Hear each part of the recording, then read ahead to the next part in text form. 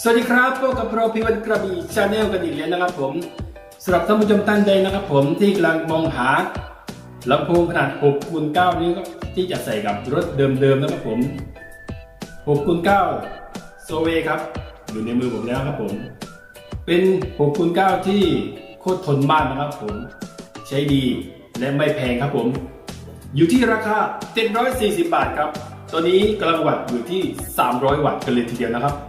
กำลังไฟอยู่ที่150 วัตต์ครับเป็นลำโพง 6x9 แบบ3ทางนะครับมีเสียงกลางเสียงเบสเสียงแหลมในตัวพร้อมกันเลยนะนี่แหละครับผมนะก็คือหน้าตาของเจ้าโซเว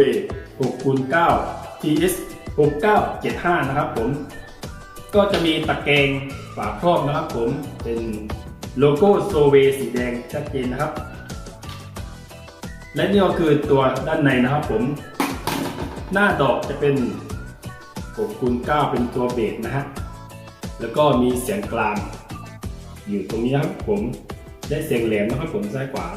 ก็เป็น 6x9 แบบ3ทางนะครับลักษณะแม่เหล็กนะครับผม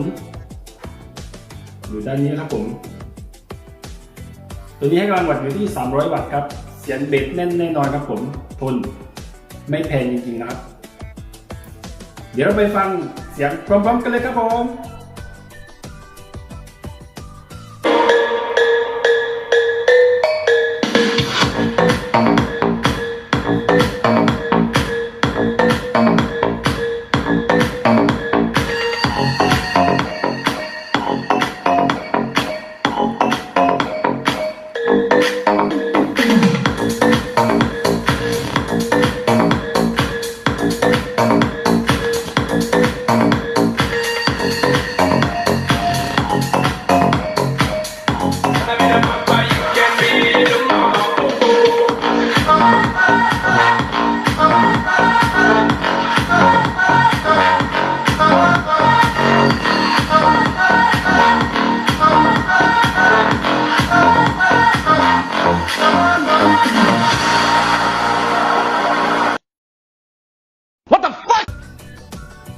เป็นยังไงกันบ้างครับสำหรับโซเว 6x9 TS